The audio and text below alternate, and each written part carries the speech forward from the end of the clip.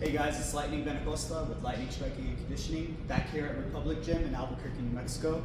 Always come visit here if you're in town, okay? But for now, another tip and trick.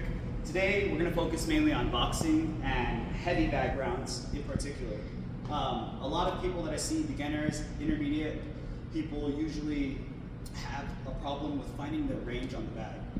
And a lot of people think that they should be able to hit all of their punches perfectly wherever they're standing, but that's just not the case. And it's very realistic because your jabs and crosses, those straight punches, you're gonna be out wide. Let's say you're holding your high guard.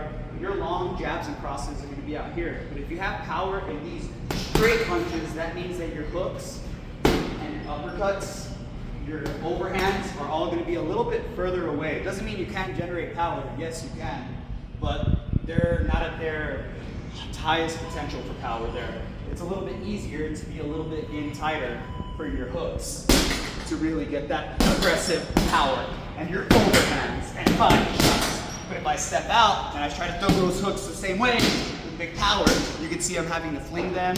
I create bigger openings and I'm not as safe and secure. So if I'm here though, I can throw these straight punches with power and speed and crossing.